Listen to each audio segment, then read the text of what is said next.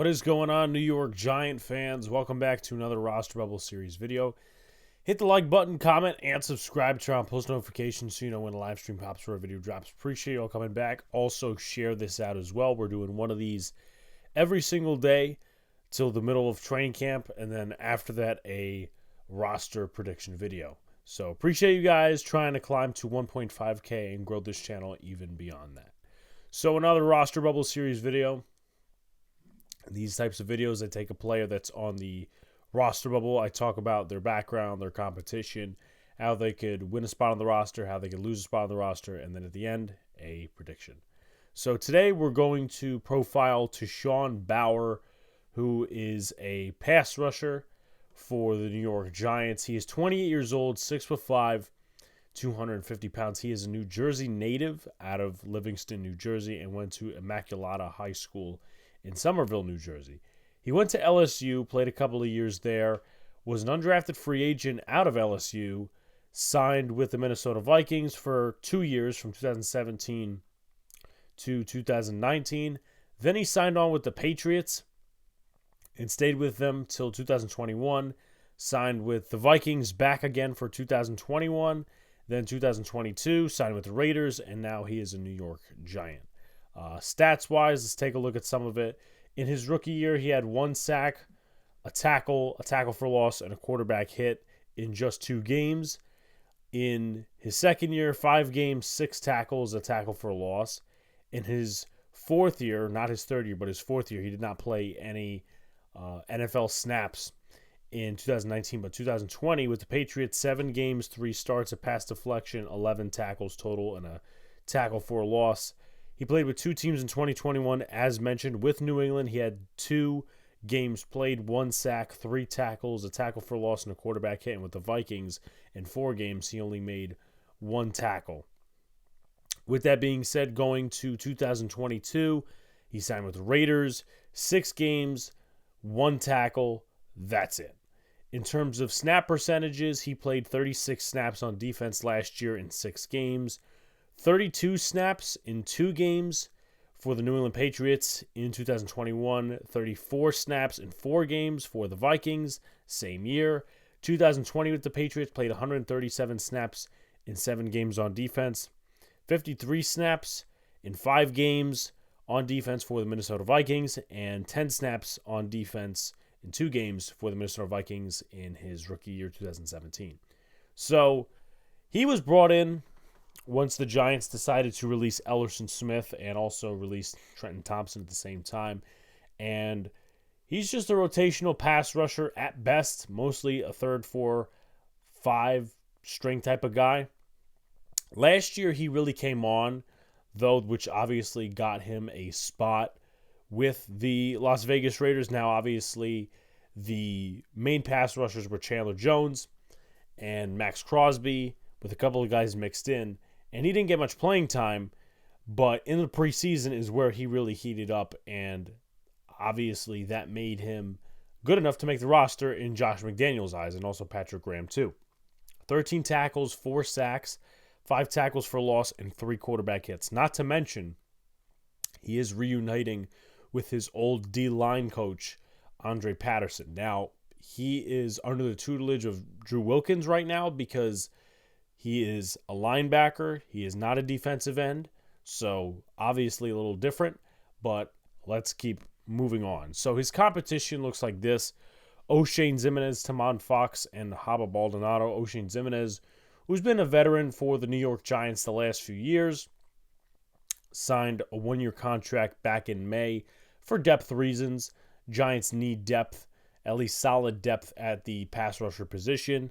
Tamon Fox, who's had a solid camp. I think he's going to get better as camp goes on and we see the pads going and all these different things. So, Tamon Fox is there, and then Haba Baldonado, who's been quiet, but we'll see more of him in the joint practices and preseason games. Undrafted free agent out of Pittsburgh, who I really like, and I think can make this roster if he does enough in the right circumstances and in the right sample size as well. How can he win? Work on technique, set the edge versus the run. I think setting the edge is going to be very important for some of the guys making the roster in that edge rusher room. Obviously, you got Tibbs, who plays a solid run defense. Same thing with Jihad Ward. Ojulari is still not great with run defense, but Tashawn Fox, he's solid. O'Shane Ximines can't set the edge. And Baldonado, he's good, at least coming from college, at setting the edge and playing the run. But at the NFL level, that could very much change. So Tashawn Bower, set the edge versus the run, play the run really, really well. Kill third string offensive linemen is one of the things as well. One-on-ones and third string guys of other teams. You're a veteran. Some of those guys might be undrafted free agents or guys at their position less talented than you. So take advantage of that and also earn a role on special teams. In terms of his special team snaps, he had 34 last year, 26 in 2020. He's mostly been a guy that has been a healthy scratch over the years, but if he could get a role on special teams and do something in kick coverage, punt return coverage, or maybe even block a punt. Elderson Smith did that last year against the Eagles, and that got the Giants very good field position where Isaiah Hodgins caught a touchdown. So if he could do that, that could be a way he earns a spot on the roster with the Giants, not necessarily in terms of defensive playing time, but just getting a spot, which I think at this point in his career, Tashawn Bower is really yearning for. So work on technique, kill third string offensive linemen, set the edge versus the run, and try to earn a role on special teams. How can he lose? Outperformed by fellow vets and youngsters, Tashawn Fox, Haba Baldonado. I think both of those guys probably have a higher ceiling than Bower, but again, I could be proven wrong. Many others could be proven wrong. Not a playmaker. If he doesn't get any sacks, quarterback hits, hurries, if he's not pressuring the quarterback and he's just very quiet, that's, once again, another way that the other guys can outperform him.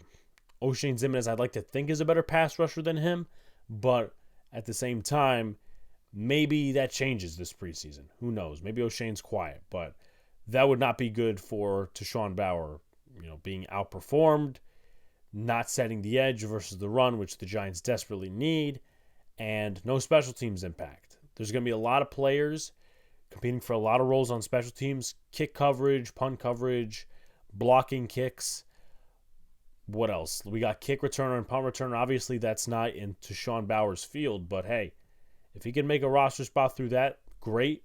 If not, the Giants will just have to look to other players, and that would be more of a loss on Tashawn Bower than it is the New York Giants. So real quickly, how can he win? Work on technique, set edge versus the run, work on moves, and kill third-string offensive linemen, earn a role on special teams, and also as well, just try to break out like last year, rack up a few sacks. I mean, yeah, it didn't necessarily get him playing time in the regular season, but he was, out there availability-wise when he needed to be. He was a healthy scratch most of the time, yes, but it earned him a roster spot. He still got paid. How can he lose? Outperformed by fellow vets, no special teams impact, not a playmaker or edge setter versus the run. I have him being cut for right now. He's with the third team in practice, in training camp. I don't see him being an impact. I don't think he's going to even really do much this camp, much this preseason. I think O'Shane Ximines is probably edge 3-4 right now with Jihad Ward, and it's a battle between Fox, Baldonado, and Bower, but I think Bower's just a camp body. I don't see any more of a ceiling for him. So those are just my thoughts. I could be proven wrong. Like, comment, subscribe to all the good stuff. Turn on post notifications so you know when a live stream pops or drops. Appreciate you coming back. Peace out, guys. See you later, and stay cool.